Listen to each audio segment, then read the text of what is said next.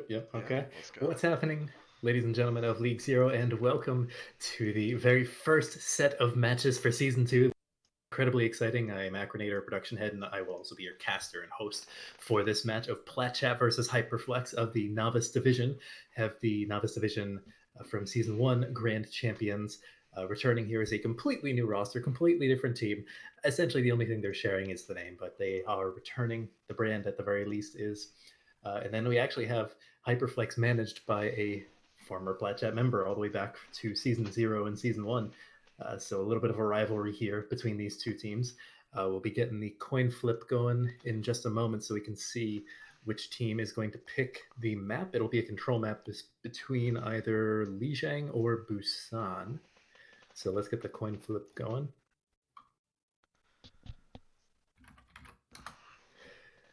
And Platchat gets the map pick. I wonder if Platchat's gonna pick here. In the show match, I can't quite remember, but they've played in this map pool before, presumably in scrims as well. So they should be prepared for anything. Yeah, definitely. And as I'm getting this all set up, making sure everything is good to go, we're just waiting on Plachat to claim their map. Of course, sides don't matter quite yet, which is partially why we have control as the first map, because the winner of each map does not get to choose the following map, but they do get to choose the side that they will be either attacking or defending. Platchat chooses Busan. Interesting choice. It's a rather uncommon control map. I'm actually kind of glad to see it. Yeah, they did end up picking this in the show match, and Oh, okay. it's definitely a map. We'll just have to see how they play on it more than anything. Yeah, definitely. I believe Alpha Omega in particular had some pretty good Widow play from what I saw in the show match. They were running So, Widow versus Widow, and then Hanzo versus Hanzo. They were just mirroring each other. So we'll have to see against Hyperflex if it's any different.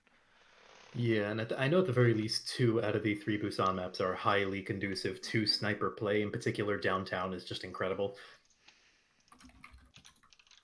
We are waiting on the okay that these teams are in fact ready to get in to the game. In the meantime, okay, we do have confirmation from Platchat. Now we're just waiting on Hyperflex. In the meantime, some standout players that I'm, or at the very least players that I'm very excited to see would be, no, never mind. We do have confirmation from the team, so we don't have to talk about what teams, what players we're excited to see play. There's plenty of time while the game's loading up. Yeah, well, show don't tell in a way. So we are going into, oh shoot, what is this map called? Shrine, I believe? Shrine. Drum, I think, is fair. Drum. Fair. This is not a conducive map for Widow play, I'd say. No, Ash works pretty well here. McCree can. Hanzo is actually quite good here. But Widow, it's very difficult to get the sight lines. Widow is very hard to recontest the point on this map. But if you already control the point, she's good at defending it because you know where the attackers are going to be coming from for the most part, unless they have like a Tracer or a Sombra. Now, despite these teams picking their heroes, I don't know if we can trust them quite yet. However, these compositions, to be fair, look reasonable.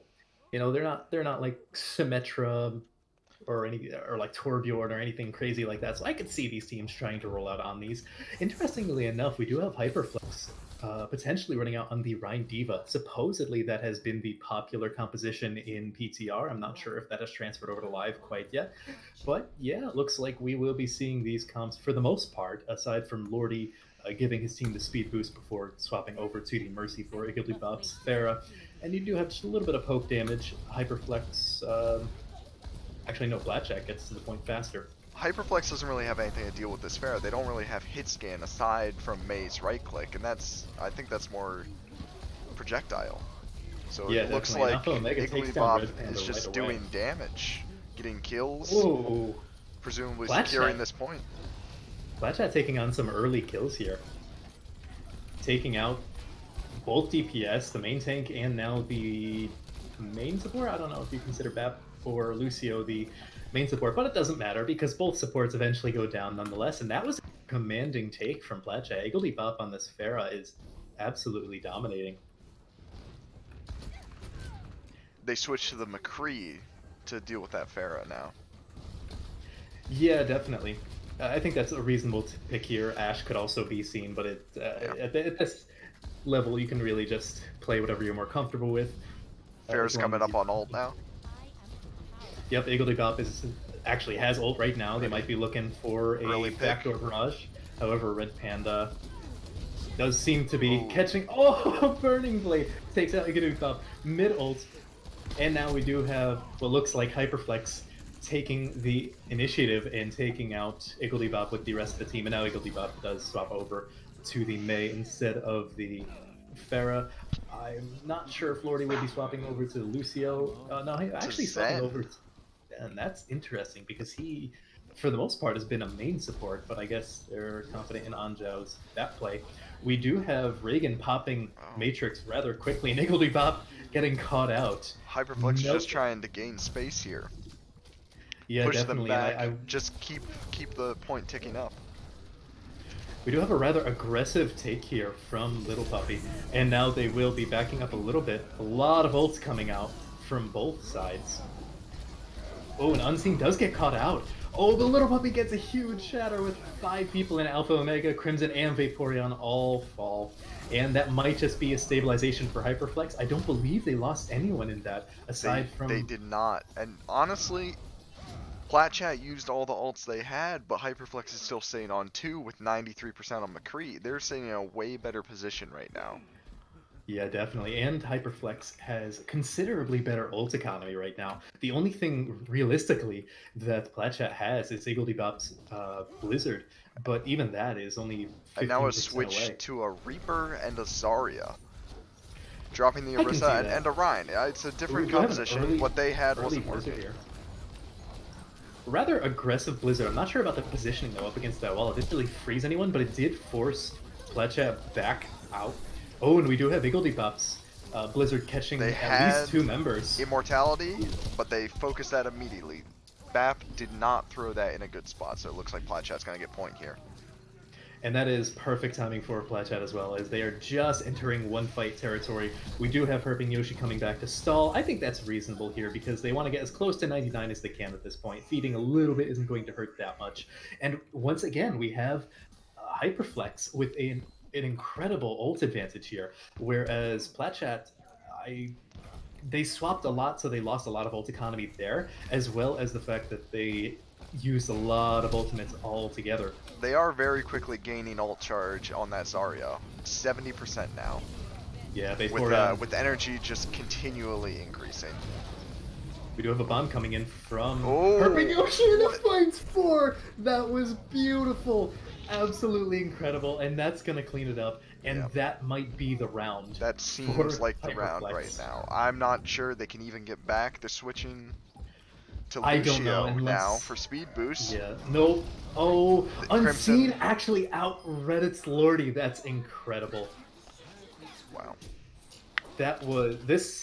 This is why I wanted to host and cast this match in particular, because these two teams I feel like are really close, and I feel like it's going to be the coaching and the composure that sets them apart. And right now it just looks like Hyperflex has the more composed ult economy. They always had a few ults in tow, whereas with Platchat, when they took that extremely demanding take of the point at first, they used like 3 or 4 ultimates all at once, and now we do actually have Alpha Omega onto the Widowmaker, which is what I was saying before, is that they had some very good showing of Widowmaker.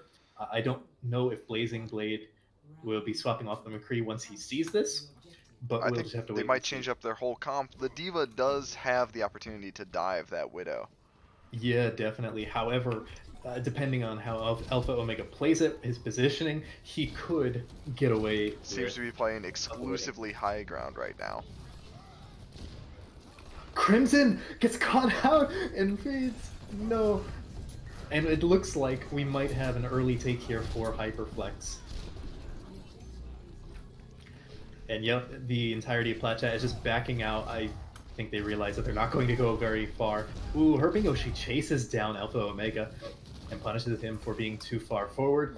And in the meantime, you do have Igglebop poking here and there, but they're not really going to be able to do that much, especially with Herping Yoshi seemingly having Alpha Omega's number. In They particular, you just they can't did get his have head the on. opportunity to res that Widow there, but they decided not to. That would be risky because Lordy would either have to cancel the res to get away from Herping Yoshi, who has been on fire this round in particular. Oh, Blazing Blade and Red Panda both going down. Hyperflex is not going to have the DPS to withstand this. It's completely up to the supports and the tanks to survive long enough. And who knows if they're going to be able to. Herping Yoshi already falling incredibly low, just about demeched. Not quite demeched, however. Oh, there it goes. And with Reagan falling, that is pretty much this point. A rather late Matrix coming out from Anzhao to secure the point. And with that, Platchat gets their name on the board for this round as well. However, Hyperflex has almost halfway to a full capture here, so that is a rather good situation to be in this case. And I'm actually surprised that Alpha Omega is not demanding more space on the Widowmaker. He's not quite up to, as I say, not quite up to ult charge. Igglebop is definitely filling in those shoes, proving that they are the superior flex DPS here, taking out Blazing Blade, who is supposed to be taking care of Igglebop. And now it's Platchat with the ult advantage. Alpha Omega popping Widow's sights, and they can see that Hyperflex is going on the flank. Of course, Hyperflex knows that. They would have heard the voice line, but it's still... Oh no! Crimson gets caught out early, but Igglebop saves Crimson in the meantime, takes out the main tank and the main healer, and that is going to be cleanup. That was an incredible positioning, incredible barrage from Igglebop. Knew exactly where they needed to be to get those kills and come out alive, which is not something you can say for most barrages. I think Now it Platchat is did very well with their ults there. They didn't shatter. They just used Widow, Pharah, and Diva. That leaves Shatter plus Valkyrie, oh, and there's that Crimson Shatter. finds a Big. beautiful shatter with Harpy Yoshi responding yet again with another triple kill, following up the quadruple kill from last round. That is absolutely incredible. Something However, you Flatchat, lose with single shield is when Reinhardt goes down, there's nothing to protect from that Diva bomb. And absolutely, and both we did teams have know Little this. Both Puppy. teams are using this offensively right now. It's actually fast. Oh, Vaporeon gets caught out, and I believe they were staggered. That was absolutely beautiful. We do actually have Hyperflex having both DPS ultimates coming online, as well as Reagan getting very close to his Matrix back, building that ever so quickly. He's probably going to have that in the middle of this next fight. Igglebop falls so fast, they don't even need to use their ultimates. They don't even need to open the fight unless Alpha Omega can get a good pick here like he just did. Now it's evened up, 1-for-1 on the DPS. Alpha Omega is still uncontested. We do have Vaporeon throwing in a bomb. Will it catch anyone? It does No! not. Red Panda protects the rest of the team. And it looks like Hyperflex is stabilizing from this rather interesting stagger. You have both Platchat DPS on the field, but they take them both out. And now the DPS ultimates are coming out as well as the support ults. And that second round in particular was incredibly close. But Hyperflex really never lost their composure. They always kept it. They had something in the bank. And yeah, this is unsurprising. Herping Yoshi absolutely played out of their mind. The bombs were just incredible. This is the triple actually. I was expecting Yep. the So quadruple. there was a stun on that Rhine, and immediately they had no protection. They didn't have BAP. They didn't have anything to protect from the bomb, and they all fell to it. Yeah, actually, I could see why that would be the play of the game as well, because you do have the lifesaver potential in that play as well, because most of the team was actually shattered at that moment in time. Now, we do have Plat Chat picking the second map, which is Assaults between Hanamura and Temple of Anubis. That does mean Hyperflex gets to pick sides. So they Yes, they can can choose choose attack to or defend. just, yeah. They might want to defend, save their attacking strategy. They might want to just come out and try and get in the mentals of Plat chat early.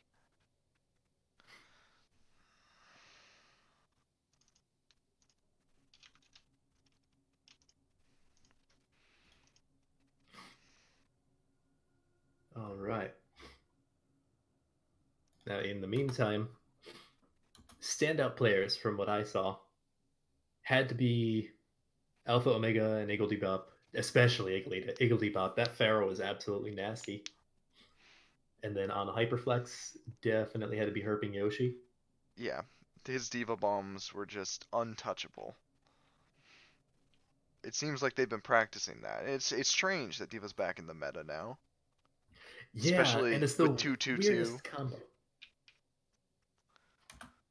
You never would have expected to see Rhine Diva as the popular meta, and who knows if that'll remain the popular meta. But for the time being on the PTR, and I believe on most scrims, that seems to be what it's shaping up to be. And it looks like Platchat will be picking Temple of Anubis here. Temple of Anubis, there it is. Hyperflex.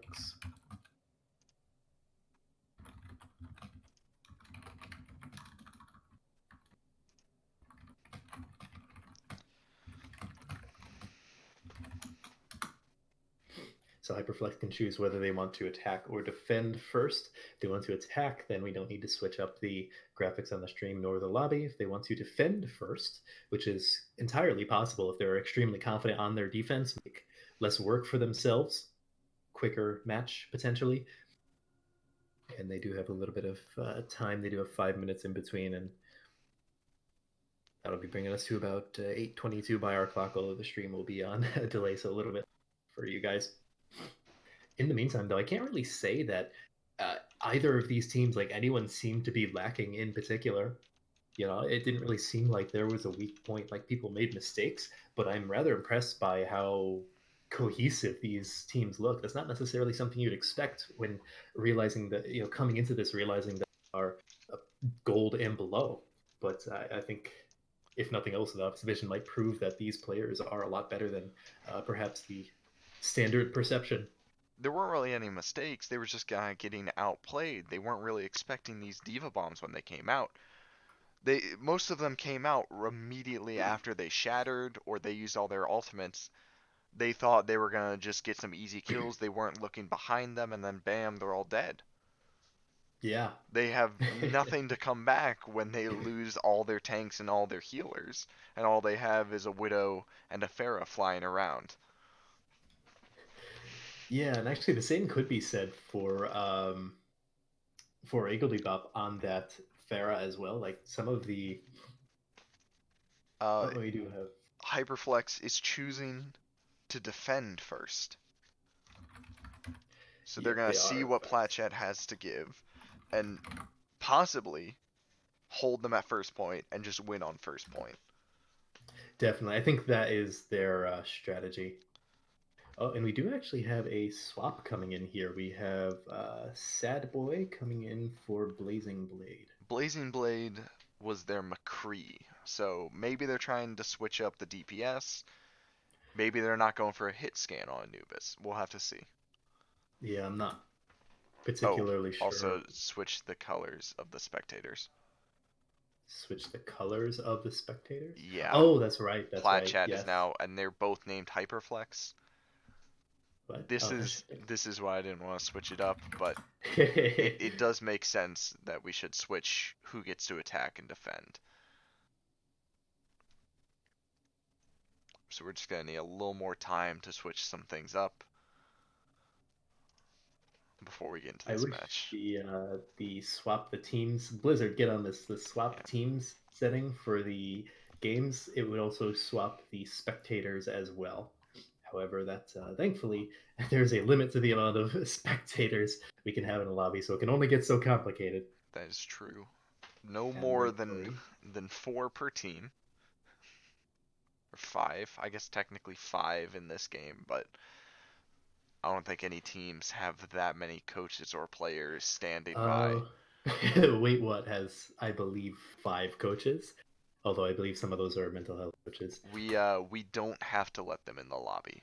So No, we're only obligated to allow 4 spectators in. In this case, Hyperflex happens to have like 6 people in, but Plat seems to have very few.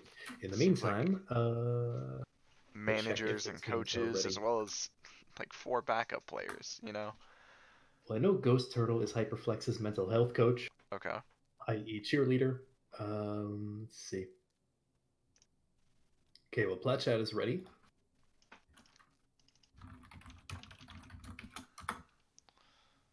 Now we're just waiting on Hyperflex. They are not quite ready, although they do still have about 2 minutes left. So they are still fine and dandy in the meantime.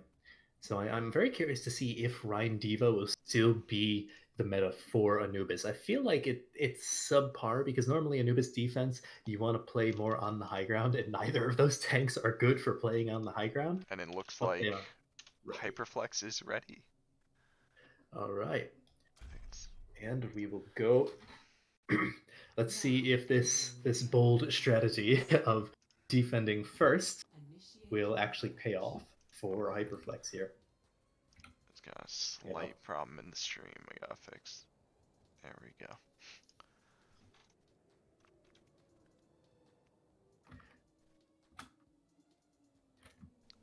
So in the meantime, we can't really take what Pletchat will be playing in Spawn too seriously, although these teams haven't been memeing Spawn that much in terms of compositions.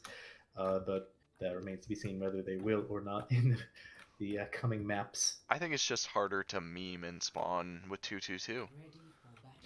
Maybe, although there are still some meme picks, like you have Vapor, Wrecking Ball. However, Sad in Boy general, has come out on the Widow. It that's seems actually like interesting. Hyperflex's Widow specialist is Sad Boy, and they brought him out to deal with Alpha Omega. Yeah, quite possibly, because Blazing Blade didn't really ever play the Widow, from what I recall. He played the McCree and was pretty Yeah, good at it, but maybe Sad Boy is their Widow specialist, which would make a lot of sense. I have they never might. seen this perch that Sad Boy is on before. No, I didn't know you could do this. That this is is something incredible. different. This is not novice level play. They are ready. Well, knowing Arrow, he preps these guys Oh like yeah. nothing else. Oh my word, Is Plat is this actually rolling out on this. This is like hyper aggressive dive, and I'm loving everything about. aggressive dive with Junkrat, maybe to break some shield? That Widow has just a sightline though, and they don't really have shields to deal with it. Yeah, however, One wrong it is move, going to and they might be be a player down.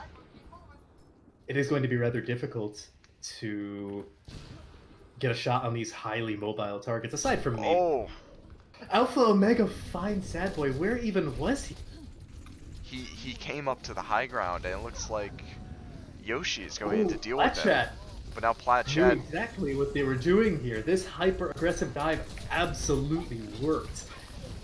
That was beautiful. Worked on the first try. They took their time. They didn't get too aggressive despite their composition being so aggressive.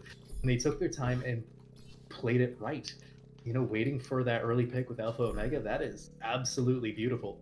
one big thing It's here is Herping Yoshi is now without mech, and he oh no. switches to Wait. ball Oh, just to get his mech back. okay. I thought he was gonna stay ball. I was like, wait, what? That'd be funny if they tried to. Vaporeon did switch to Zarya, but they Okay, now are we have more. sticking with the Widow Junkrat. Yeah. Well, I mean, when your Widow's on fire, there's really nothing else you want besides them on more Widow. And we do have Alpha Omega here on a far right flank. He does get a peek at Sad Boy, who's on the Reaper in the back line. And he actually gets Alpha Omega. He must have dropped down. Oh, that is something he will be regretting immediately, as the rest of Plecha is now without one of their DPS. And sure enough, they start falling. They're going to have to back up, but there's almost definitely going to be at They least didn't one really more do pick off. anything to deal with Sad Boy in the backline. He stayed there, and he just kept getting kills, dealing damage. When you Sad got Boy's going pressure extremely from aggressive. both sides, you kind of fall flat in, especially in that corridor of Anubis. Yeah, definitely. We have actually Alpha Omega swapping over. Too surprising. It's a very effective way to Reaper. Punish him for getting too aggressive, which Sad Boy definitely has been. However, now with the flashbang, we'll have to wait and see. Potentially, Herping Yoshi will flank with him as he has been. It looks like Herping Yoshi is poised to go in with Sad Boy. Sad Boy is staying on the high ground, waiting for them to come in. Maybe However, waiting he's for going a to McCree flashbang. And they possibly, have however, spotted him.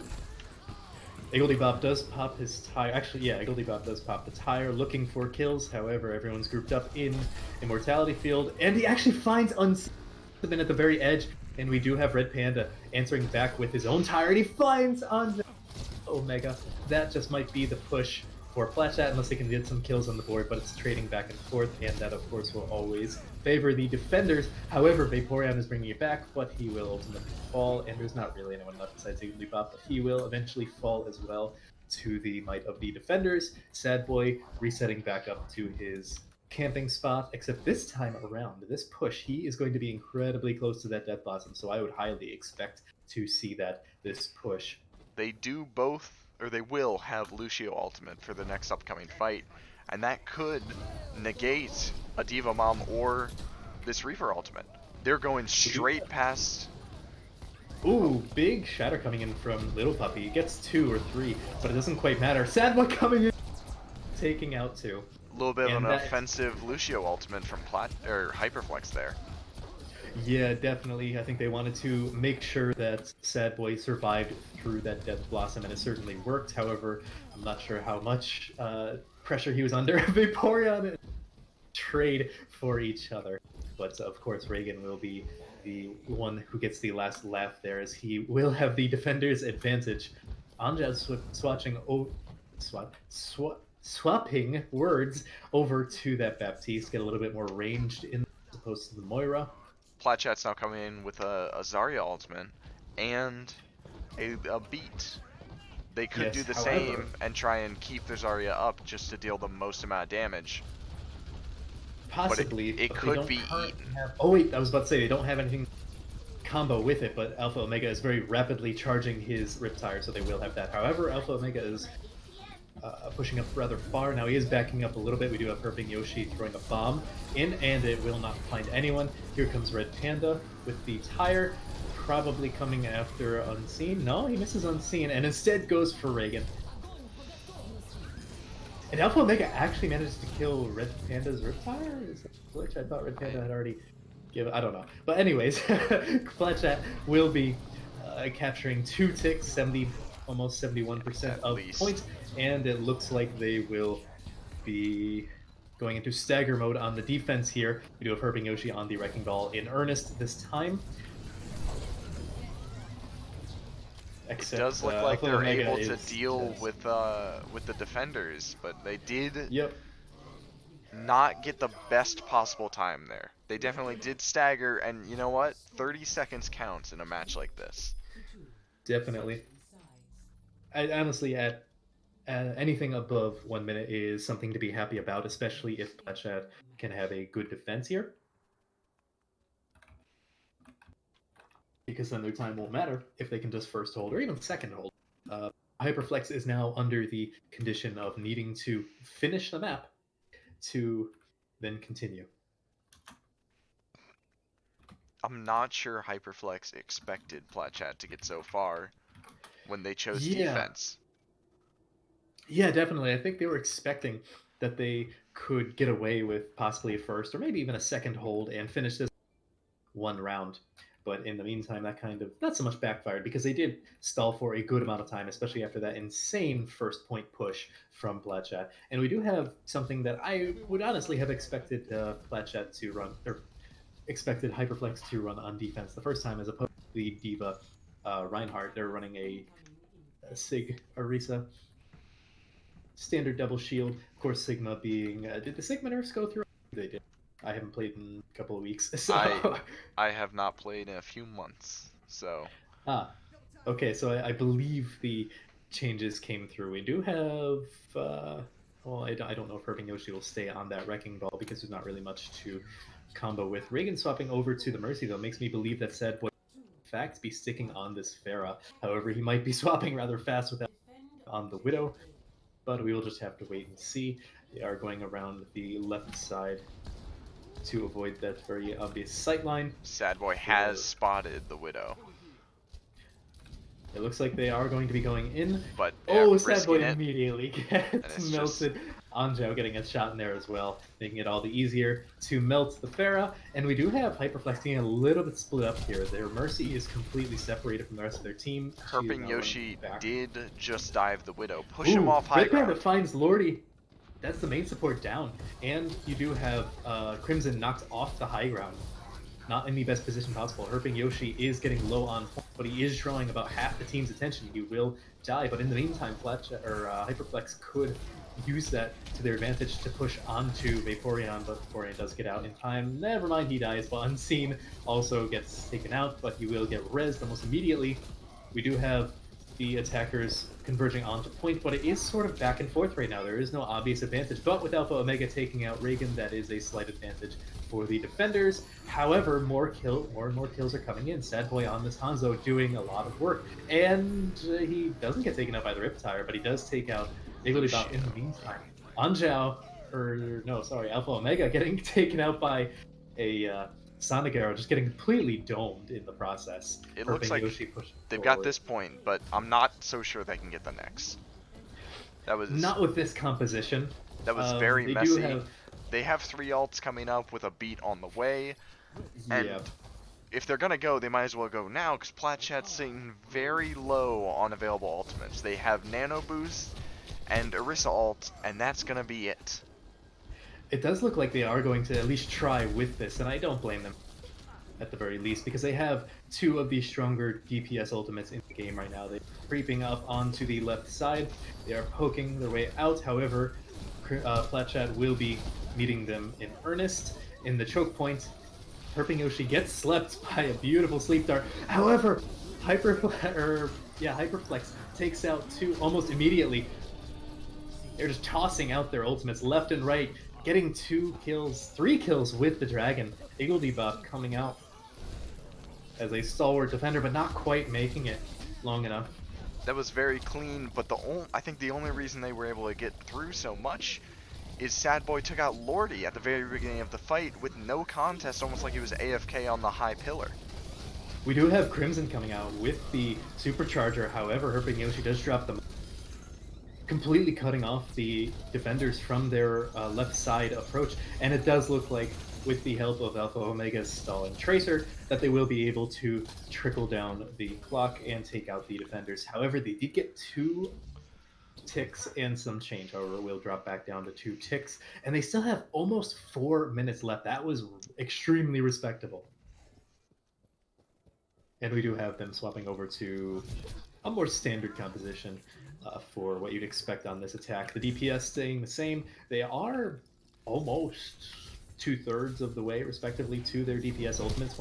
They still have that beat. I don't recall if they used it and Unseen managed to build up another one. I don't believe they did. No.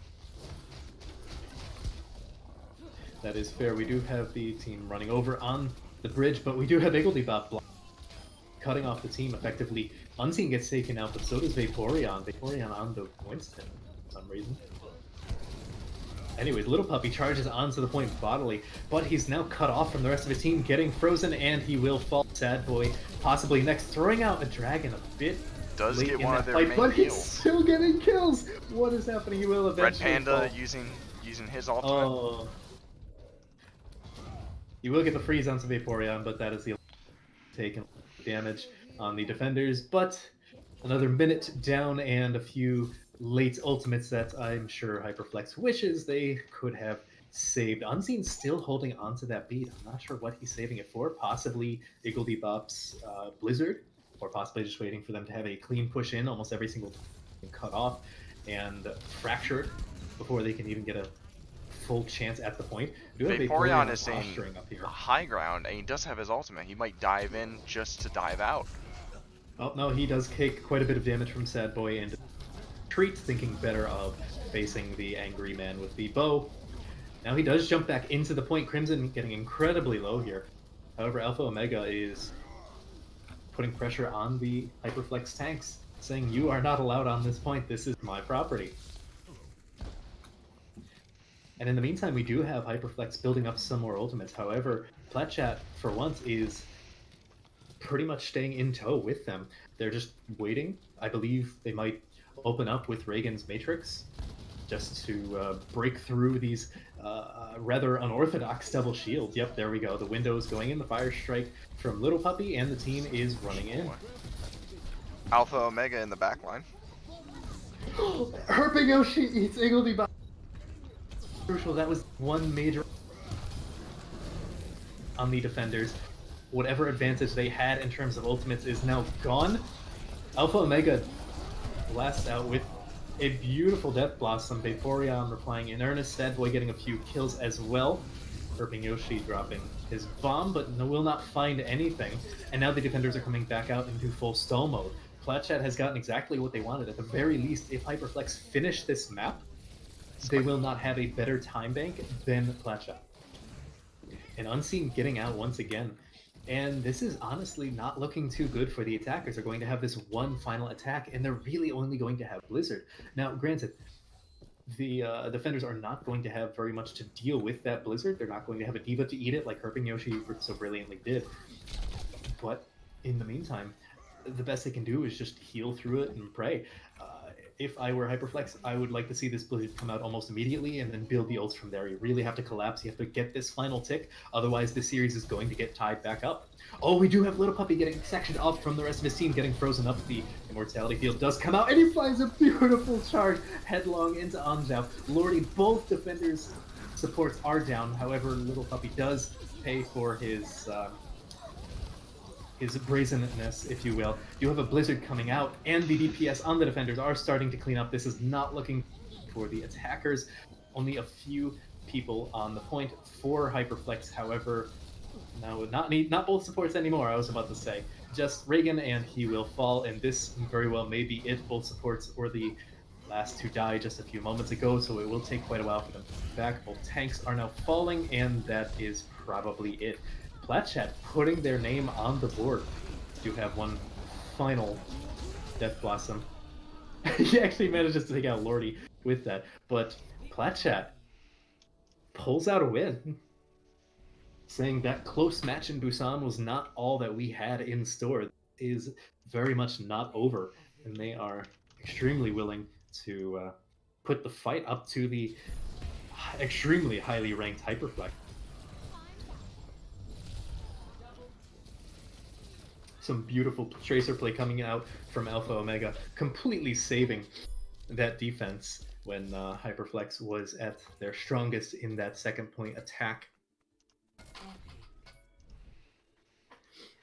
All right, so now we are going to move over to Hybrid, and I can imagine we're probably going to see, but the choices are King's Row and Eichenwald. That's Hyperflex gets the pick. Plat now gets to choose the side. My prediction is they're going to stick on attacker. I think asserting themselves early worked very well. Maybe Hyperflex wasn't expecting them to get so far and finish the map with over 1 minute and 30 seconds left. And unsurprisingly, they pick King's Row. Everyone King's Row, one of the most beloved maps in the entirety of the game, and for very good reason. We might see some Rhine Zarya here, one of the very few maps where it is almost universally accepted as viable. Plat.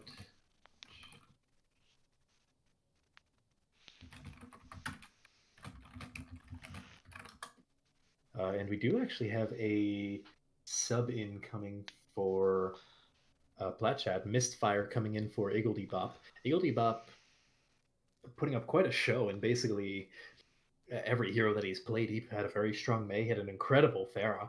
So having Mistfire come in, I wonder if this is a very specific strategy, or if they are just trying to give some of their players playtime and test things out in the first week, you know? It could definitely be the game mode. Pharah is okay on King's Row, but there's definitely more room for a Widow to come out. So they might not want to let Igglybop come in here. They might switch it out with maybe another hit scan. All right, so we have yet another swap making for all of us. Plat decides to defend first. So let's just change up the team names and change it up the spectator colors so they are specking the correct teams. Wouldn't want them to be specking the wrong team. That would. And it does look like we are going to have Blazing Blade come back for Sad Boy. It appears as though Sad Boy was, in fact, the substitute for that one particular map, probably for his Widow play, but Alpha Omega completely had his number in the brief period of time that the Widow duel was in play. I don't think it was just his Widow play, it was also his Hanzo. He did get a very clean ultimate. I think about twice, 3 kills apiece, and that did help Hyperflex get the 2 out of the 3 ticks. Yeah, definitely. However, he did use, I believe he had at least 2 dragons right before he was. Kind of sucked because you hate to see it, Yeah, when the team throwing can't ultimates capitalize. out right before they die is not the best strategy, and it's something that Hyperflex probably needs to work on here. They Yeah, threw out definitely. both Mayalt and Hanzo Alt, and that's realistically the only way they're going to get any kills on that point. Yep. Especially if they could have comboed those, threw them out willy nilly, and it looks like yes. Well, Plat Shadow is ready at the very least. Plat Just Shadow is waiting very for ready. Hyperflex. And they are not quite ready. It seems not too surprising looking at their coaching staff, but Hyperflex seems to have quite a bit of coach time in between maps, which is respectable. They have time for it; they're allowed. Potentially making sure that their players don't succumb to tilt. I'm not entirely sure if their team has any trouble with that. That's something that we will learn later down the line as storylines progress for these teams. In the meantime, they have about 2 minutes left in the time. Although these teams have not been giving us any trouble with the break periods in between maps. So at the very least, we can now guarantee that we will see one of every single map type for this match. We are forced to go to, at the very least, a map 4 if one team wins the next 2 maps. If not, a map 5, in which case we will go to Oasis. That is just the guaranteed map. Okay, and Hyperflex is now ready. So we're going to hop right into it. King's See Row. which of these teams Now entering King's Row. is ready to claim the crown, as it were. Initiating match. Well, not quite yet. They still have another map. King's Row. So I am almost no, they did sub out Sad Boy, and I haven't seen Blazing Blade play Widow as of yet. So maybe they might try and get a few picks, or maybe they'll just hop right out onto whatever comp they're planning on playing without the Widowmaker. Or maybe Blazing Blade can play Widow, and he just decided not to and boost because they apparently didn't need it because they did manage to take that map. One thing that does not surprise me here is a Mei on both sides, especially on this first point at the choke. Throwing up ice walls here is a big play that you can do in any rank. Yeah, especially over if you're on the extremely difficult for the attack because they not only have to do a 90-degree turn to the left, but they have to do it's almost like a 120-degree turn in a way.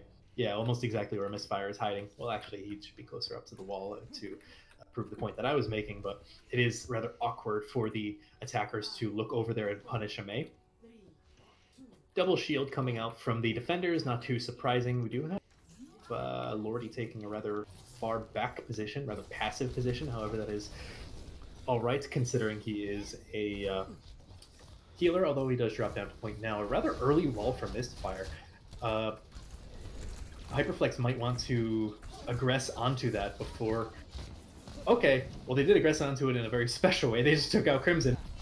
Blazing Blade does manage to get out. However, is doing work right now, but they did lose that Lucio. Unseen does get taken out. However, again, Unseen will be getting back to the point considerably faster. Lordy takes out Blade. Beautiful punishment there, and the attackers will be getting sectioned off. There's really only 2 now left, and they will be retreating.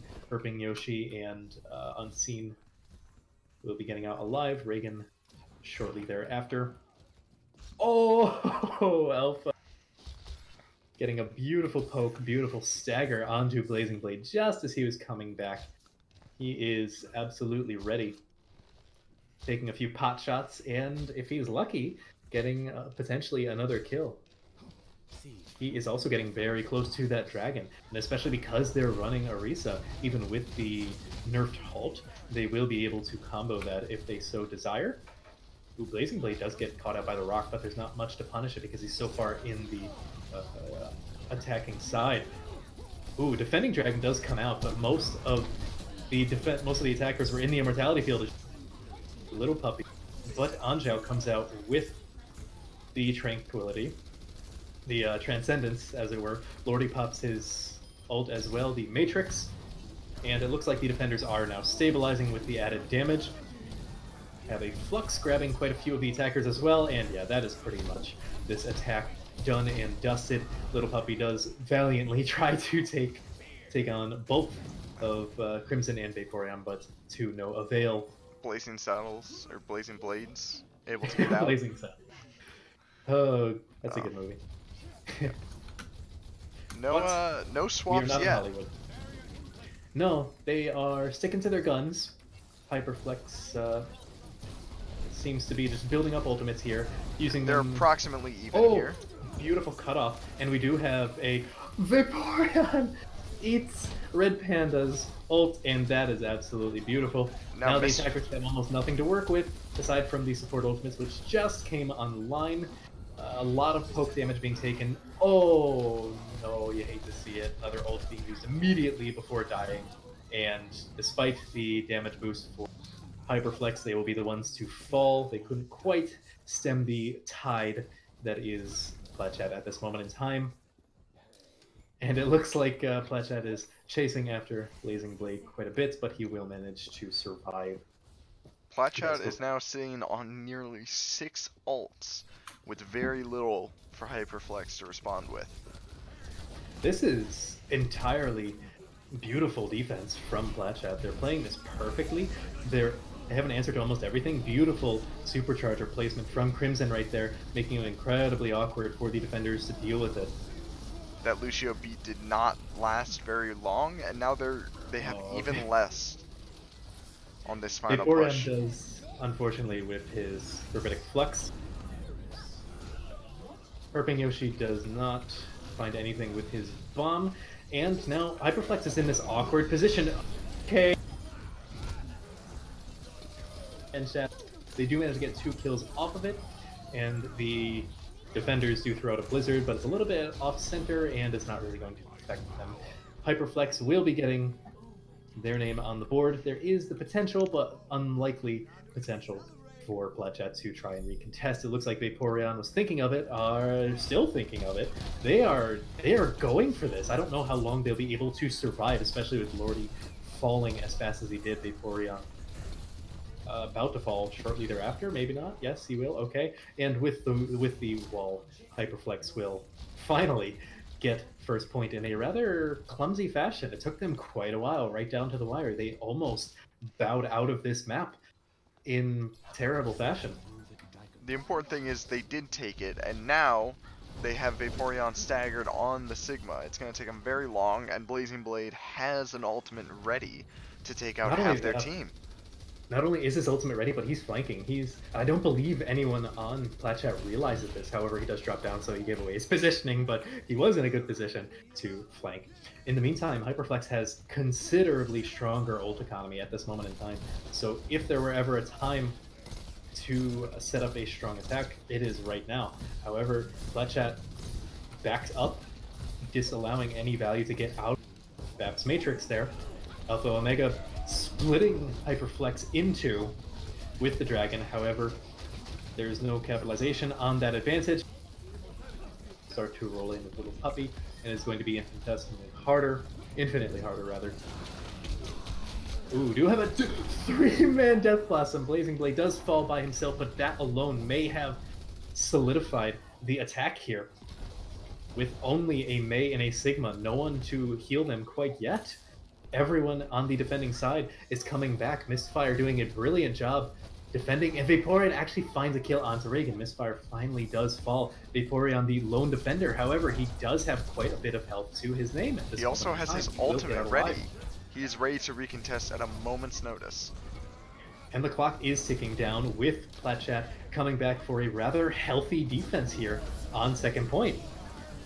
Beautiful combo here with Flux, and there goes Little Puppy again. The man just cannot get a break. He dies almost immediately every single time that Platchat throws their ultimates to the wind. And this is an extremely good place to hold second point. I could very well see, especially with the ultimates that they hold, 4 out of 6 ultimates, everything but the tank ultimates online for Platchat. And while Hyperflex does have some ults of their own, it's a question as to whether they can even get back to point on time with how much stall they have, with how much stall Platchat does have at this moment in time. Do have a bomb tossed in willy-nilly, and he managed to get Vaporeon. The poor man tried to shield it, didn't quite get there. The tank line is cut in two. The Mei ultimates in unison coming out. Everyone is frozen. Thing. Who said you were allowed to play the game? Misfire does fall, however, Platchat does as well. I was going to say Little Puppy once again getting a bit aggressive, but it doesn't matter because Unseen and Herping Yoshi are lighting up the kill feed in the most spectacular fashion. One And thing I they want to will, in mention fact, real quick is just how well Platchat is able to negate ultimates. They didn't end up holding that point, but they were able to block a Rhine Shatter with an Ice Wall, and then on the original point, Vaporeon was able to eat that Mei ult. Yes, definitely, and especially with the whenever Reagan has popped his BAP matrix, his BAP window, whatever you want to call it, Platchat has done a really good job of just positioning themselves to avoid any value. Here, even right now, you can throwing out the immortality field, and the people who are too far away to get value out of that are backing up behind walls and whatnot. Little Puppy throws in another shatter, gets a few, but there's sedation on it. He push in, but he gets punished. Almost dies for his sins. Blazing Blade gets punished in the meantime, gets a little bit too brazen. That dragon being thrown onto point, and Hyperflex will be cut in two once again. Alpha Omega has done a really good job of positioning his dragons to be awkward for Hyperflex to work around. And that is something that is incredibly important when you're trying to get value out of that, because it is very easy to whiff it. There is a Diva flanking for Hyperflex, and he is able to get out. Herping Yoshi was sitting up there. Alpha Omega was attempting to kill him, but he was able to escape. Oh no, we do have a Gravitic Flux ultimates coming out left and right. This is almost like goats with all the coming out line. And it does look like Hyperflex is in the advantage for the time being. However, with Herping Yoshi getting demech'd, Reagan falling, and another dragon from Alpha Omega. My word, man, just had one 30 seconds ago. That is utterly insane. And it looks like this is going to be the end of Hyperflex's campaign in London tonight. Yes, definitely. We will have probably a little bit of attempted stall, and they will not make it in time. A good push from Hyperflex, absolutely nothing to be ashamed of. And at the same time, Platchat really seems to have warmed up. They really turned it on after that first map. Not to say that they weren't really going, but Hyperflex seemed to have their number on Busan, and now they're really putting Hyperflex through the ringer. Anju Pays with that Zen ultimate at the very end there was able to save most of his entire team against both a Mei ult and a Reaper ult. And That that was was absolutely an impressive. amazing play from him. Both of these teams, of course, some of them are definitely mechanically skilled, but the thing that I'm noticing about them that puts them at some sort of strategic advantage is more their game sense, which is holistically impressive. Like I give complete credit to their management, to their coaches, because these teams came in absolutely prepared and they are hunting for blood, and it is working. I mean, they are putting up really well thought out strategies, really well timed ultimates, good positioning. You know, if you just saw this match and didn't know that it was in the novice division, I could see this being an intermediate game. Easily. Blazing Blade ditching I think it was a Reaper coming out on a Hanzo, seeing how well it worked for Alpha Omega on their first point. It's so easy to get value out of Hanzo. It's hard to pass it up, especially with Hanzo May being the meta DPS at the moment. And now we There's a see reason that they Alpha have Alpha. Omega on Widow and also Reaper. We'll have to see what he ends up coming out on. Do have Hyperflex, being very careful not to betray their positioning, not allowing Alpha Omega any bit of sightlines, and he will immediately swap off to the Reaper. Both of Plat supports taking a lot of damage early on. However, they will get healed up in the meantime. Misfire takes an early ice block. He will have to be careful. He doesn't have that life-saving cooldown anymore. Little Puppy had ultimate already? That was incredible. Unfortunately, 30 seconds into the game, but canceled by Plat. Going back and forth right now. Trading quite a bit. Alpha Omega trading back and forth a little bit less and just claiming the kill feed as his. And ultimately that will be in favor of Plat. Plat is now 3 minutes up on capturing the first point.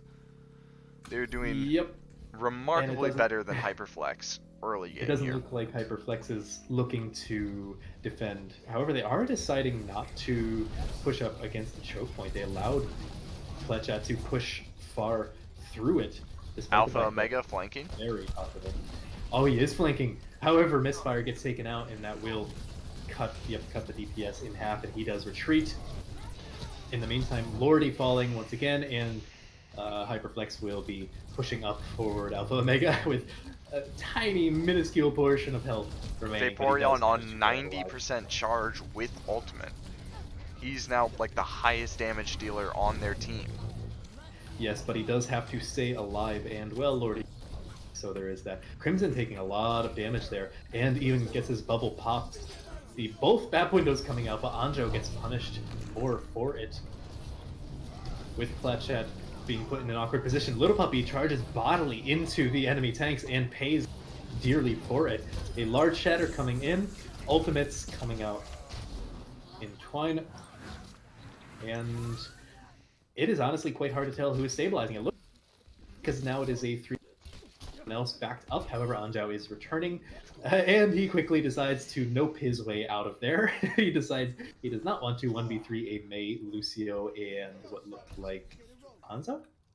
Herping Yoshi now has Diva Bomb, and honestly, from what we've seen on the other maps, this could win a team fight on its own. I think we might have to start calling him Yoshi Bombs, because he is just one of those divas. Lordy is going to have beat. Could negate it, I don't know. It's a hard thing to do. We do have Herping Yoshi eats Graviton. Oh. Alpha Omega does manage to get unseen, which is a very huge pick coming in. Lordy gets aggressive with his beat, and possibly Yoshi Bomb. We'll find Lordy, which is a rather large pick, but in the meantime, the car is still moving forward. Hyperflex not put in the best position anymore to defend, with Herping Yoshi very rapidly getting demeched, taken out. They don't even want to bother with the stagger anymore. They are out for blood, and they are putting themselves in the best position possible to steal the map away. And yeah, there's no way Hyperflex will even bother to contest this point. They are still rather split, with Herping Yoshi coming back just now. Plat has 4.5 minutes to not even get it the rest of the way. This is very obtainable. Hyperflex has a lot to manage right now. Yep, and they're not particularly high on the throwing out the dragons right now. Crimson out, will be taken down. Lordy getting caught out in the meantime as well. I wonder how that happened. Unseen getting incredibly aggressive and will be punished for it. I'm noticing a pattern with Hyperflex. That is going to buy Hyperflex probably 20 seconds here, and a lot of space to push back up. I am noticing that both Unseen and Little Puppy like to charge in. However, they generally like to do it by themselves. I wonder if they will, at any point in this season, get so comfortable with each other that they can charge in together to exponentially increase their chances of surviving their suicide charges. Anjo gets caught out with a damage-boosted Fire Strike, and the remaining half of the team is either killed or will retreat. Alpha Omega almost scouted out. Yep, he will get scouted out. He will be able to retreat with his shift, but a little bit. Vaporeon now has Graviton with 65% energy. Now 100% energy. Herping Yoshi has done an incredible job of eating ultimates this game. I believe he's eaten, what, 2 so far? Two, yeah. Vaporeon and 1. Ooh, large shatter coming in. He doesn't manage to eat the Graviton. Immortality. We do have a Blizzard coming out. Ultimates coming out left and right with Plat. They decided they wanted to end right now, and they still have a shatter online. Alpha Omega with his Death Blossom ready. And Alpha, and this is the important part, Alpha Omega is out of the Blizzard. Yes. We do have the defenders coming in. Oh no! Little Puppy gets utterly staggered. And here comes the Death Blossom. That's going to quite potentially be the map for Plat. Coming back from a 1-map deficit. Rather demanding take there. However close Anubis may have been, this map was entirely in Platchat's favor. Little Puppy actually getting the play of the game here. I wonder what this was. This was under attack that allowed them. This was big. This was what saved their entire map. Otherwise, they captured the first point at all.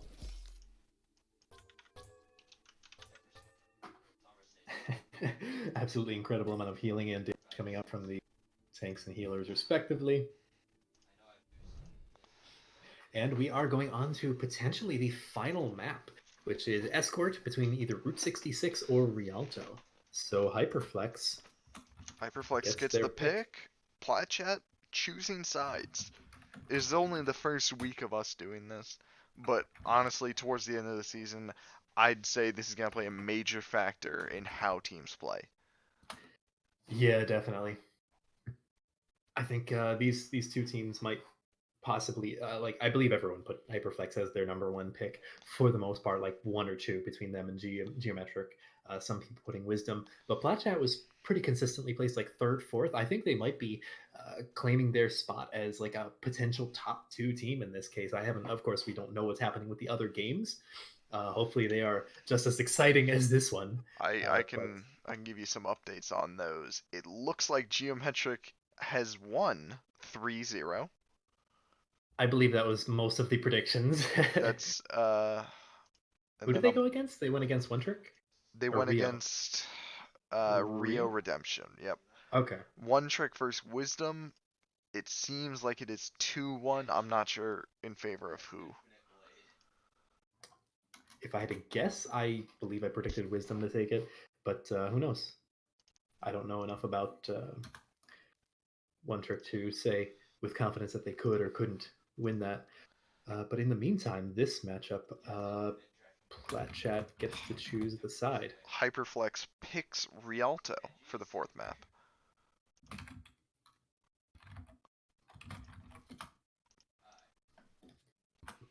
And sides do still matter. If it goes to a 5th map, another control, sides will not. So we do actually have another sub coming in. A familiar face is Sad Boy for Blazing Blade. So we do have a little bit of a swap up coming in. I wonder if they're just trying to figure out who's the best between them. Okay, so Plat decides to, for once, we get to keep the lobby the same as it is. So Plat decides to defend first. Just going to check for any more substitutes. However, Plat seems to be rather confident with this lineup that they have. Mistfire performing incredibly well for getting subbed in. No more subs from Plat, it looks like. Just waiting on Hyperflex. They may opt to use more time. Okay. Sit in the lobby for a little bit, maybe talk it out, talk what they need to do in Rialto. Yeah, definitely, because this map is do or die for Hyperflex, because they either go home or they go all the way to Iraq. I believe Oasis is canonically in Iraq.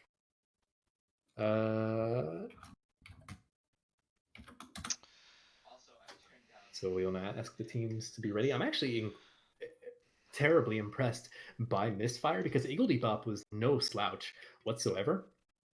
And Mistfire comes in and looks just as impressive. So I feel like Plat really has it down with their DPS. Like between Alpha Omega, Mistfire, and Eagle Depop, they're looking extremely solid. A lot better than I would have thought. Both teams now are ready. All right, and we will hop into what is potentially the final map of this series. We will have to see. Platchat Begin to has looked return. incredibly strong on defense in particular. Of course, their attacks are no slouch Initiating either, match. but on defense, they really seem to have found their stride.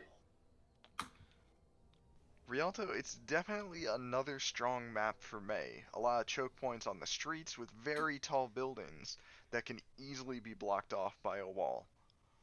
Definitely. However, we could also see some fairer play, especially on second points. First point in particular is very easy to break. That first, not so much choke, but that very narrow corridor after the first right hand turn for the Ready to attack. battle. However, we do see Platchat here coming out, probably expecting the Pharah to some extent, with Alpha Omega coming out on the Widowmaker, his Widow Misfire being. sticking with that May, though. And it seems like He's a so good good choice. at it. He's very strong on it. We saw in the last map. And it is the meta, so it's hard to judge that pick at all, really. And it does look like Red Panda potentially playing that Pharah. I don't believe we've seen him too much on that Pharah, even on Busan. No, I don't think so. Yeah, I I believe think he's stuck to May for he the most was part. May. So this will be the first time we're seeing a Hyperflex Pharah. But in the meantime, we will be waiting to see, I believe, Sad Boy on the McCree here. You see a little bit of switch up. Oh, okay. Yeah, that Pharah strat may not be working. They did res that Pharaoh, though. Yes, however, Alpha Omega is just going to snipe him again. Probably he does get a one shot off. However, Herb Yoshi is blocking most of these shots now. Alpha Omega getting pressured out. Misfire does fall rather early on with a beautiful anti-nade coming in from Unseen. Both of Flatchat supports were antied, however, they did make it out alive. Crimson, unfortunately, does not. Little Puppy does get hit. He does well. However, he does have a shield to protect him. The defense is looking a little bit broken up at this moment in time. They're staggered. They're split. Red Panda finds his revenge on Alpha Omega, who is on a far, far flank. Probably why he couldn't get any protection from the rest of his team. And in the meantime, you have Misfire blocking the point, but for how long? As the rest of the team stares down towards the ice block. Alpha Omega did end up switching to that McCree. Coming into the second Oh yes, point he now. did. Misfire falling yet again to Little Puppy with a nano coming up. Him, basically the entire team assisting in the killing of that May, as you love to see. Unless you're the May, and then you hate to see it. And This Little is- Puppy. This is the first time we've seen Anna in play for, I think, more than 10 seconds. Yeah, right? So with I believe Nano someone Boost played it already briefly. coming out for Hyperflex and Nano Boost already ready for Platchat, it And definitely even with changes the that, game. we have a barrage online, we have a bomb coming online, we have High Noon coming online in a couple seconds. Mistfire actually does swap over to the Pharah, so we're essentially seeing a mirror comp here, aside from no mercy for Mistfire. But he does get Nano here. He doesn't have barrage, so he can't really take the full advantage of that damage reduction. He is getting a little bit aggressive with the Nano Boost falling off, but Vaporeon does move forward to shield him as well. Alpha Omega falls off the high ground, almost gets punished for it. But thankfully, Vaporeon did not quite leave. Misfire finding a few pot shots onto Reagan, but won't quite take the advantage there. Hyperflex sitting on 4 ultimates, almost 5, with the Pharah flanking in the background. You kind of know what they're going for at this point, with Anjao trying to help snipe the Pharahs out of the sky, and it does help to some degree. However, both Pharahs fall. The birds have been grounded. A beautiful flux coming in for the majority of the team, looking to be had no chance.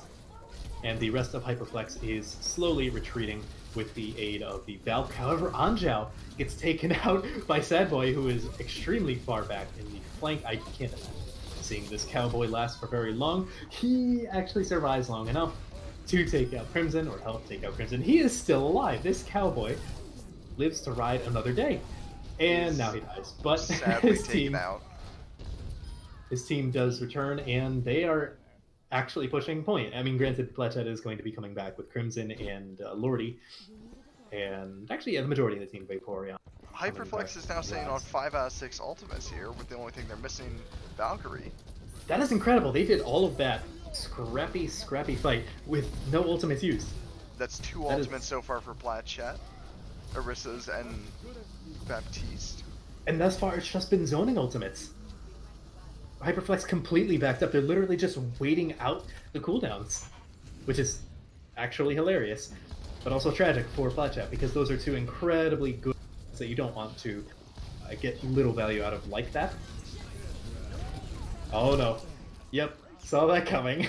the flight has been canceled according to Alpha Omega, and the entirety of Hyperflex is now backing up. Sad Boy does not escape this time. Possibly a Yoshi Bomb. Will not find anything. Plat was ready. However, we do have more ultimates coming online. Multiple members are stunned from the shatter. Little Puppy getting sectioned off from the rest of his team, but the Nano Boost allows him to get away with it, taking out Vaporeon and Anjou. Crimson finding himself alone almost, with Lordy desperately trying to heal up his main tank, but he will fall first. Mistfire coming in with Pharah ultimate.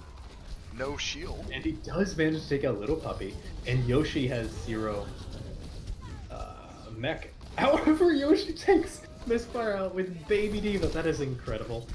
Oh, this is terrible for Plat. They're using so many ultimates and not getting enough value out of them.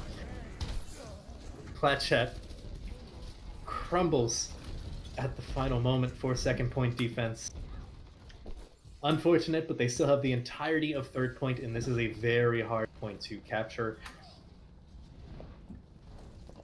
I gotta say though, I am impressed with Red Panda's Pharah.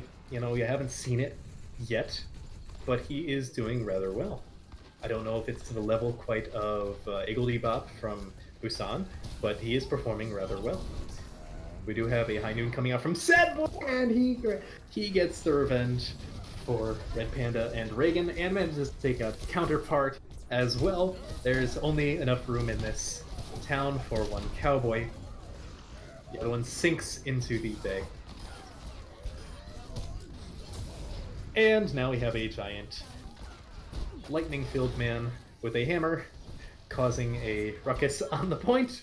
Plat needing to stall just to reduce time, but Hyperflex coming out with 2 minutes and 8 seconds left on Rialto. That was demanding. Whatever pep talk they got in between Kings Row and Rialto, it's working, because that completely dismantled Plat's defense around the end of second point all the way through third. As I was saying before, third point is really difficult to take on Rialto, and they took it probably faster than any other point. It was mostly on that Sad Boy ultimate. Absolutely. Alpha Omega was flanking there, and he just got in the wrong place at the wrong time, managed to get in that sight line with the dynamic duo there up in the sky, and was taken down just the same, causing for a lot of desperate staggers to come in on the defense. There's only so much you can do with one healer and 2 tanks, especially when it's Baptiste, Orisa, Sigma. This is interesting. I kind of hope we see this get pulled out by defense. Alpha Omega. Oh, well, not only that, but I was thinking the Ashe. Okay, yes, we have yet to see Ashe this match. I don't know if any of the other matches today have used Ashe at all, but this could very well be the first Ashe of the league. And she's not particularly meta, because for the most part, as we've seen, McCree and Widow are meta, but she can be extremely versatile if the player plays her right. We do have Hyperflex taking a rather passive stance here on the defense, although considering they're not running an Orisa or a Sigma, that's to be expected to some extent. This is a good place to hold. And it does look like we will see the Ashe, at least possibly scouting, looking for that pot shot. Mistfire getting taken down early, though. I don't know if he was expecting Sad Boy to be as far back positioned as he is. Alpha Omega taken out by a near direct rocket to the face. Will get healed up in the spawn, though. And Ryan Zarya on this map for Plat, rather interesting. Not completely off meta, but it is going to be rather difficult considering the Pharah and the McCree who can punish them rather strongly, and there's not much they themselves can do about it. They can't protect themselves from the Pharah and also protect themselves from the teams on the ground. Sure enough, Crimson will fall with Lordy trying to get the res, but gets denied by a beautiful sleep. Unseen was waiting for that. He was begging for Lordy to try it, and he sure enough did. Alpha Omega And was able to hit headshots on their Pharah, but not much else. yeah, No kills, 50% ultimate, and he's switching back to McCree. I think that's the safer pick here because you can put. Oh, okay. Red Panda Panda without saying, even I an don't care alt. which hit scan you play, you're not allowed to play the game anymore. This is my map. We do have Mistfire also swapping off of the Pharah and Lordy swapping off of the Mercy onto Alpha Mei and Omega Ana. on Widow now. Vaporeon He getting slept. I'm can't loving seem to it. find a DPS to take out that Pharah. Yeah, he's really at an odd place at the moment. He really needs to find a good angle to put pressure on the Pharah because he's the only one who can, really, aside from possibly Lordy. Oh no, Red and he gets taken out. Red Panda has his number. It doesn't matter what hero he plays on. A huge anti coming in from Unseen. Unseen has been the unsung hero of this map. His anti-nades, his sleeps have been so crisp and clean that he is quite possibly carrying this first point defense for Hyperflex. He is carrying his team to Iraq. They are going to Oasis if he has anything to say about it, but they need to survive. And as I say that, Little Puppy has the most beautiful blocked shatter. Or rather, he blocked a shatter from Crimson. Do have a ult coming in. He does need to get two Red Panda, but he will get taken out in the meantime. Although they should have the res, unless they just res someone else. They might have res someone else if he's not going for it.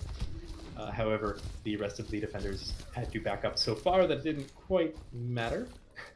With Reagan up in the air, with Red Panda, Unseen 89 is the primary healer for both tanks as well as Sad Boy, and he's doing a great job. Absolutely, he is. The nades are one thing, but He is just a hitting menace. every single shot, getting your So we nanos actually when have, you need it. for a moment there, we had Sad Boy trying to duel Alpha, winning for a brief period. He's coming again. He's trying. Got him. He wins the duel. Are you kidding me? And he flank High Noons doesn't quite get anything because of the immortality field. Cheeky, but I love it. He wins the Widow duel as McCree. I respect it, and he's getting rezzed for it. He is a bad cowboy, and he is proving it. That was cheeky, to say the least. Teams are going up against each other with 4 ultimates, 10 seconds left on the clock. They're going to be using them rapidly any second now. Vaporeon actually takes the nano. I'm not sure if that was meant for Yoshi eating Azaria ult again. And then he unfortunately didn't get anything with the bomb. A little bit far back as Plat pushed forward. But that is looking like Hyperflex is back. All they needed was a good pep talk, and they are going to yet another control map. Considering how dominantly they took Busan, this might go back in the way of the original favored team of this matchup. It could be anything on the last map. All right. So while Platchet does not get to choose the map, Hyperflex does get to. Or wait, no, it doesn't matter if they choose the side. They can choose the side all they The want. side doesn't matter. Control. The map doesn't matter. We've picked it already.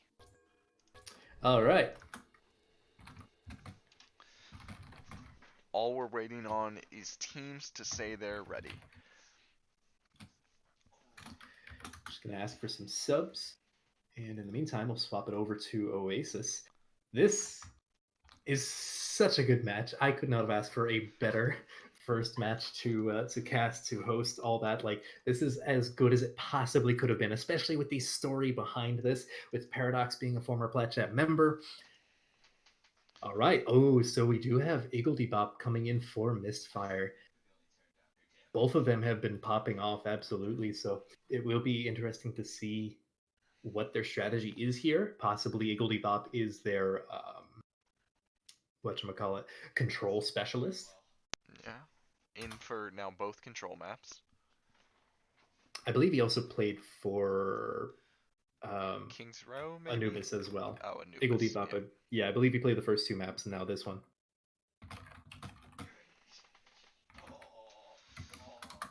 Gonna check for subs from Hyperflex, and then we are pretty much just waiting for them to be ready. I'm loving this. Okay, Hyperflex is thinking, is contemplating. I'm sure they don't want to choke out their chance to win after almost losing. Well, to be honest, Rialto wasn't that close, but but they don't want to.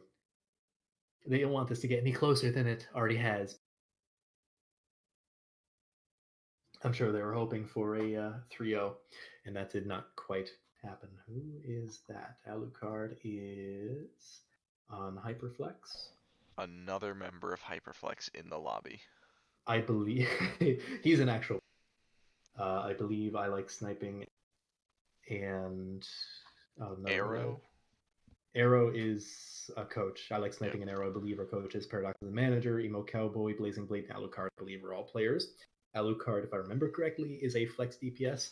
Although from Zechariah, the intermediate coordinator is apparently knows Alucard, and he's joked that he's insane at Genji, and that's about it. So I'm not sure if he'll be subbing in for Red Panda anytime soon, or maybe he will. I don't know. They did ask for a minute here. Anything could happen with subs.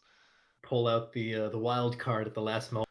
Not even in the lobby for most of the game. They bring him out just for a map. He could. Yep, there he is. Alucard for Red Panda. He seems to be their Oasis specialist. Possibly seeing some Genji here. Responds with A. Seems just to be happy to play. He doesn't know what's going on, but he doesn't. He just wants to click heads and take names. I think all he knows is it's 2-2, and he's about to play.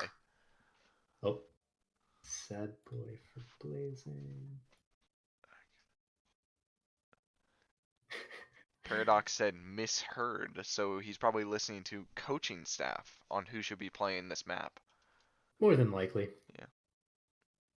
They had Sad Boy in, and then they said, "Oh, Blazing Blade in," and they're like, "Oh wait, no, Sad Boy." Actually, so they're swapping back and forth. I think they're just formulating their strategy here. As you can imagine, they're probably taking this very seriously. They have about 2 minutes left before we are forced to start, but to be honest, it looks like they're probably ready, probably just like quadruple checking their math to take a page from the book of Sigma. So in the meantime, check if they're ready. I don't imagine Hyperflex is. They seem to be still asking, but I might as well ask for Plat chat's sake so they can get it out of the way. Probably have about a minute and a half. Oh no, I have exactly a minute left. We're sitting at about a minute.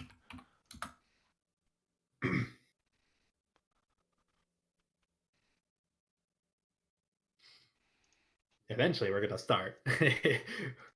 Okay, so PC is in fact ready. Oh, and Hyperflex is ready. Good to go. Ladies and gentlemen, no other way to end out the series than Oasis. And we are going to start on, oh shoot, what is this? Downtown? I believe.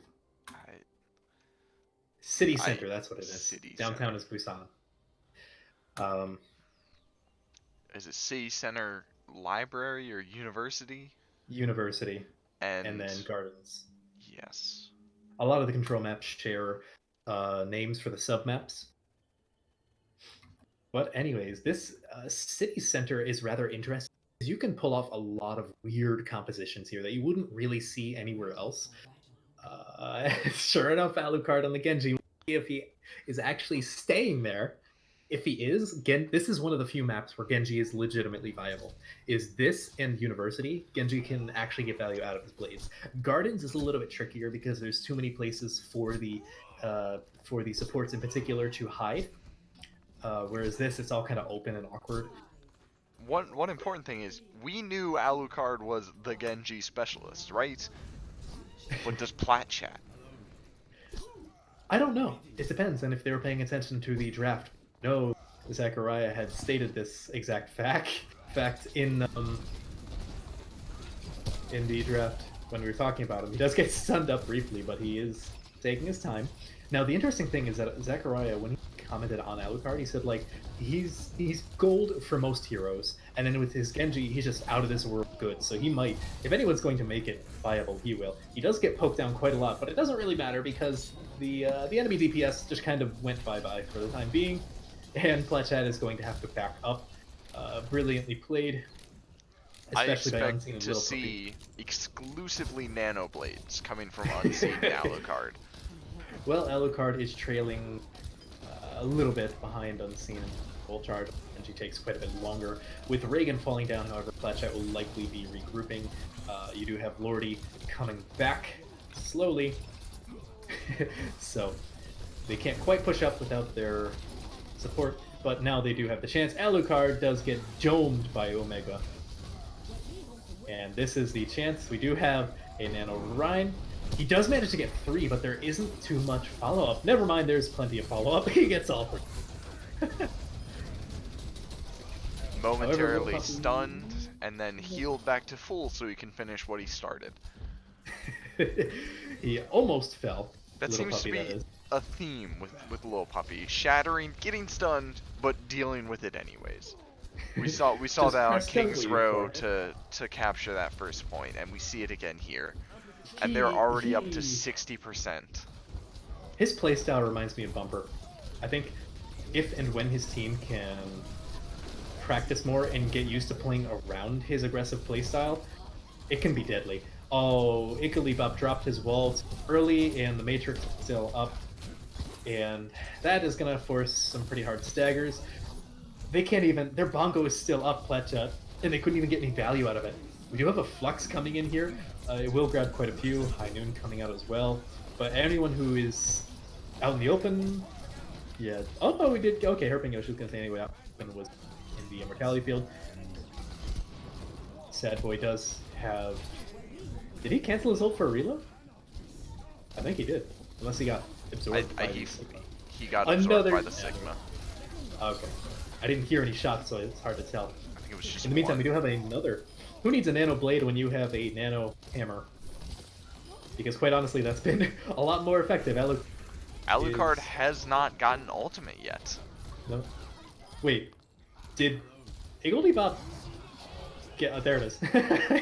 Alucard sure popping ultimate at the very end 99%. But I'm pretty sure Igglybuff got stunned out of his ultimate there. I'm not entirely sure who stunned him out of it. It might have been Ryan. He might have just gotten killed out of his ultimate. I couldn't on the really McCree?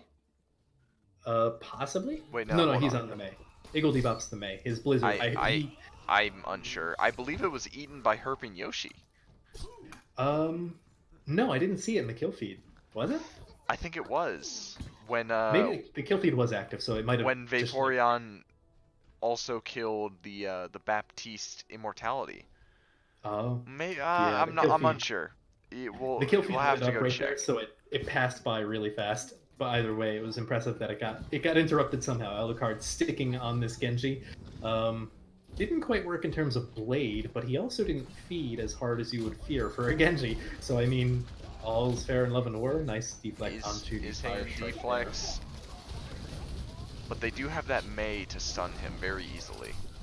Yeah, Little Puppy getting caught out. He will get healed up. He is extremely far. Vaporeon going for that kill. He will get...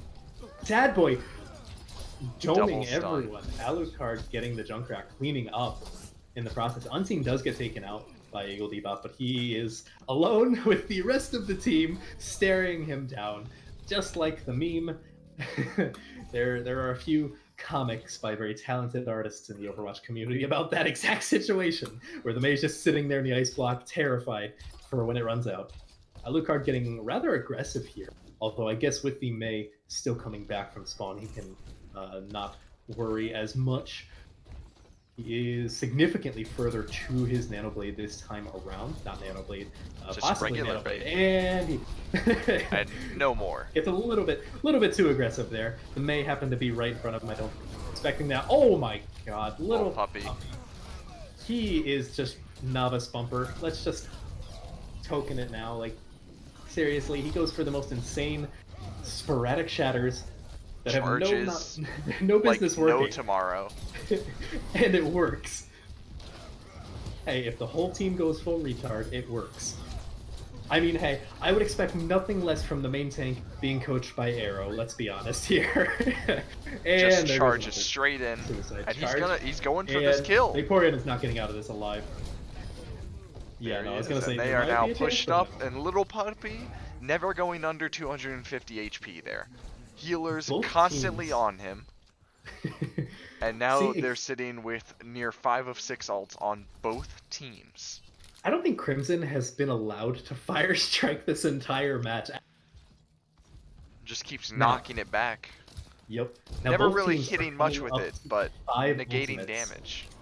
I think this is Crimson's first. Oh no. Oh no. Okay, we do actually have Plat taking the advantage. Expect any ult to come out. Alucard on He, 10 health. Sad boy. That was intentional. He saw the fight was lost and jumped off. However, this is absolutely in one fight territory. Hyperflex coming up on 5 ultimates. Only really used Reagan's Matrix there briefly to try and negate the Graviton. While it didn't work, it's an acceptable ultimate to lose. It builds so incredibly fast, just shy of as fast as, say, Moira's Coalescence. Not really anything that you'd be too caught up over. Once again, Crimson.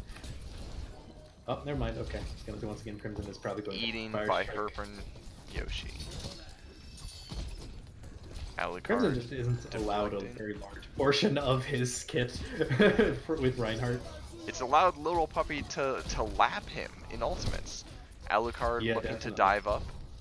I really like that move by Hyperflex. They pulled a Plat there, and, well, Sad Boy didn't, but the rest of Hyperflex did, where they just completely backed out from the Matrix. Sad Boy was trying to flank there and got punished by the Junkrat there. Probably not what he wanted. But, I mean, realistically, oh, that's a beautiful sleep. If they could, oh, never mind. Egglebop doing really well to protect Vaporeon there. Alucard getting very low there. Herping Yoshi, possibly Yoshi Bomb. Does get taken out mid-bomb though, so They do take out Immortality. There's Nano Blade. Blade, it's finally happening. He immediately melts Anzhao. Giant shatter coming in. There is a blizzard online. Sad Boy flank High Noon, but I'm not sure if there's anyone left. Oh no, Vaporeon's still there. Igglebop is the only one left on point in this very well. Maybe Hyperflex reclaiming their spot in the lead of this series, ending out this series. Yep, we do They are have... coming from underneath though. I don't know if they can contest. Oh, they barely do. They're in stall mode, however, so this is not optimal fighting conditions. Alpha Omega takes out Stadboy on Soldier. That's incredible. Igglebop comes back on the Doomfist. That is an incredible play coming in and actually getting kills. Alucard getting incredibly low. Sadboy switching off to the Tracer.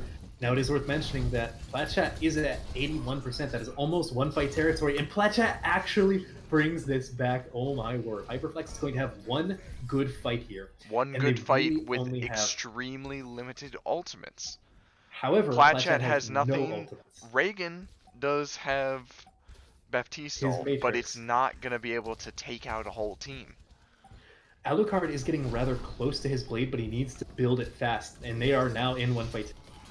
Matrix, they need to get on point, and in fact, Alucard building Alucard his blade, has he it. has blade, he needs to pull it right now, and there it comes. The Immortality Field is pulled out. He does manage to find Crimson. That is an absolutely crucial pick in this case. Anjao falls as well. Now Reagan does fall to Alpha Omega. This is going in favor of Hyperflex, unless Igglebop just decides to carry on the Doomfist. Lil Puppy does have his ultimate again. Oh no! But he is down. Oh no! This is going back in favor of Platchat. This is incredible. Lordy pulls the beat out, and Igglebop absolutely saving this final point. Herping Yoshi getting demeched. And this is going the distance, ladies and gentlemen. Oh my word. Could ask for nothing better to end out this series. No idea who's going to take this, because that was absolutely clutch by both teams. This could be anyone. They might switch up comps. Maybe they'll keep Alucard on Genji, Sadboy going Hanzo. Doomfist seemed to work at the end there. It could be anything. Anyone could win. This is an extremely close match. I'm a little bit disappointed that Igglebop is not on the Doomfist one, because this is probably one of the very few maps. However, with the McCree in play, especially with the Ana in play on Hyperflex's side, you would get punished quite a lot, especially with the shift being extremely nerfed recently. Alpha Omega is sticking on Soldier though. Soldier is rather versatile in this map in particular. University conducive to his kit, allowing him to run around like a madman and get a decent amount of value, especially if he's going to run around with Iggle Bebop. We do have Herping Yoshi getting pooped up by game, and I'm sure Lordy is proud to have that one. He does get stunned out, but he will stay alive in the meantime with Vaporeon doing well to protect him with that defense matrix, and Platchat will get the first ticks on board. Now, I think it is interesting here that Alucard, no matter what, is sticking with this Genji, and he is obviously very good at it, but it is brought into question whether it is the optimal play, you know? Platchat isn't running the Mei here, so it could be optimal. Possibly. Especially if you're looking at Death Blossom, that is going to be very good for countering that, especially since Iggle Bebop is running very far behind on ult percentage. I don't know if he just hasn't been pressuring the tanks or what. I haven't been really paying attention to him in the meantime. And we do have ults coming online for Hyperflex, and there goes the blade. Lordy does not have beat. He was 94% of the way there, but he denied. One thing you see with every single Alucard ult is he's immediately dashing to the Lucio. Yeah, I think they've identified that if there's a chance that Lordy does not have beat to counteract it, then he can get a free kill, and that's basically the fight won at that point. Now we do have Sad Boy with High Noon. Where is Sad Boy right now? Okay, he's further back. Left side, not going to high ground. Alpha Omega does have ultimate. Big two shatters. Back to back. With a beat coming out from Lordy, and we do have a nano boost available, but unseen. No, he does actually use it. And there comes the flank. Oh, that was a beautiful flank, High Noon. Sad Boy seems to really enjoy that strategy, and it really works. Like, Platchat never seems to expect it, possibly because he's doing it in the thick of the fight. But it really just works. Alucard has yet another blade. This is probably the fastest blade that he's built, and he... We are saying even on percentage, about 50 to 50 now. Yep, Hyperflex getting a little bit more. Hyperflex also has ultimate advantage. And... Oh, Yoshi Bomb, but it is expected. It doesn't even take out the Immortality Field. Brought up a little bit high there. Little puppy does manage to get taken out, rather. So Hyperflex is probably just going to back out and wait for a regroup. They're still in a decent enough position where they can, especially with their ults, where they are, they can regroup safely. However, Sad Boy gets caught out by Iggle Bebop. That's going to delay them 10% at a minimum. Yep. They don't have a lot of time to spare. And they don't have a Lucio to speed him back either. No. So they are coming up on the Shatter, and I'm pretty sure a little insane amount of Shatter. So if they can combo that with the Blade, then we'll have to see what they can make out of it. He's definitely looking for the Shatter, you can tell. Ooh, here comes the Blade. Death Blossom coming in. Both ultimates finding kills. 2 kills. Blade finding both healers. However, this is going in favor of Hyperflex. However, Platchat is up to 99%, so they are at the advantage here, especially with Alpha Omega coming up on that attack visor. Has he had attack visor and he did swap off, or has he just been slow to build? He had it and used it at the same time as that Sad Boy flanked. He was flanking on the opposite side, and it just didn't work out as well. Gotcha. Yeah, visor in this case is really only going to work well on high ground. Now, Little Puppy still has his Shatter. I thought he used it last, he did not. So if they Shatter, that's... Wait, that... Oh, my word. That was beautiful. A damage boosted Fire Strike that was deflected back into the enemy team. They put on bomb. I'm not sure if it'll find anything. No, it does find the Immortality Field, but that's about it. Now, Hyperflex has significantly more ultimates and are now up to 25 or 99%. We do have the attack visor coming out, but it doesn't really matter. the game very well might be Hyperflex's. Stall is coming in. Igglebop pulled off a miracle. That will not be the case this time as he falls once again. Crimson can only stall for so long, and that is game. Holy moly, folks. That was, I firmly believe that could be the top two teams in the division. I still have to see Geometric and Wisdom play, but oh my word, that was a beautiful match. Neither of these teams should be ashamed of how they played throughout this game.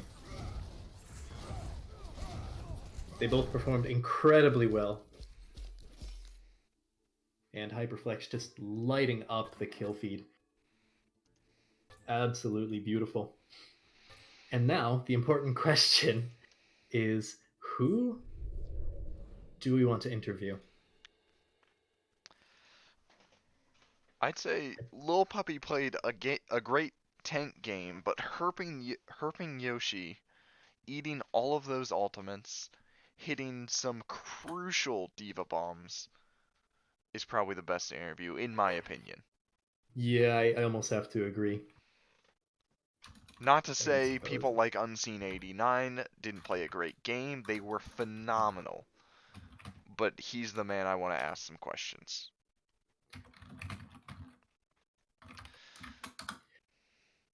All right, I'm asking him now.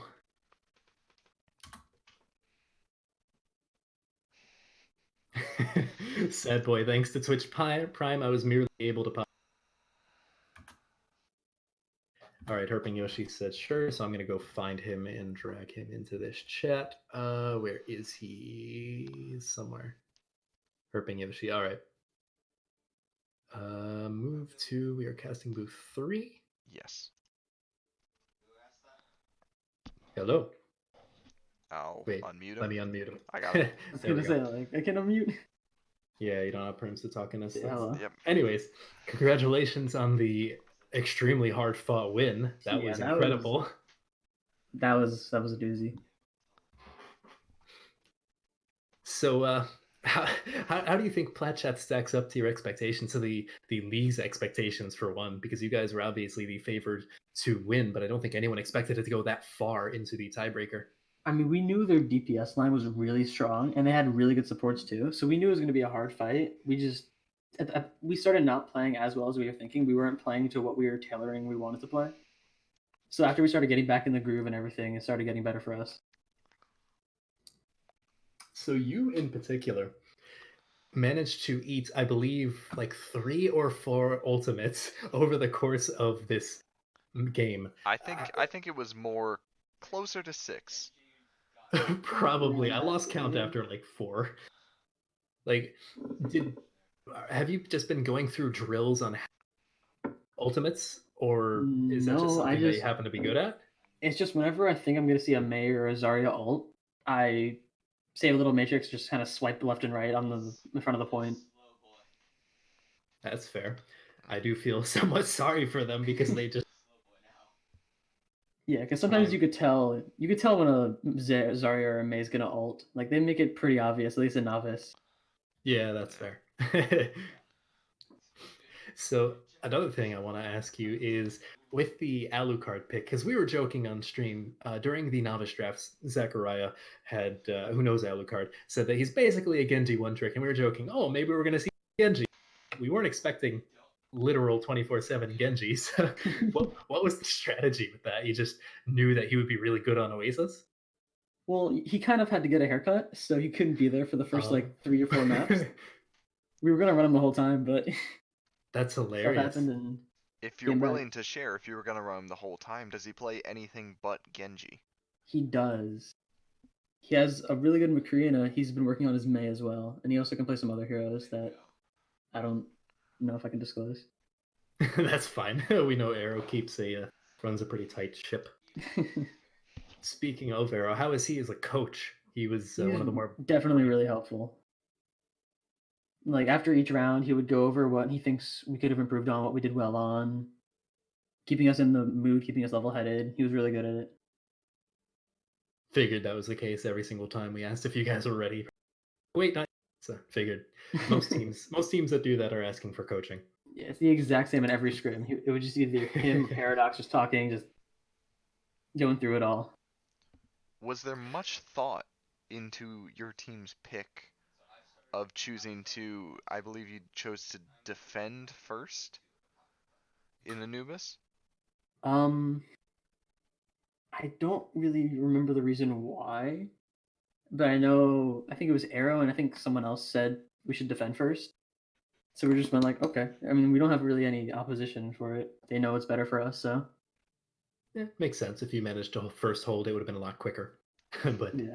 unfortunately, that didn't go quite the way. But you did manage to take out the win, so congratulations on that. That's all the questions I got. What about you, Pen? I'm good. Congratulations. It was a Thank you. wonderful Yep, match. congratulations on the win.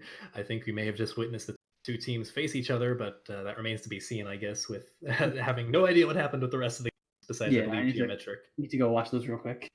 I believe Geometric 1-3-0, according to Bendy. I think so, because we were on the Yeah. 4th map, and I checked the voice chats, and they were all gone already. So Yeah, quick spoiler warning. Wisdom has beat Wisdom. One Trick Wonders 3-2. Also going to 5 Oh, maps. wow. Ooh, we had some good matches tonight. That's good. I was worried that because I didn't know anything about Trick, that wouldn't be as close of a match, but really happy to see. Anyways, congratulations. We'll let you head back to your team now and celebrate. I'll be reaching out to you guys shortly for the MVP and all that little thing we do. It's anyway, you'll figure it out later. All right, sounds good.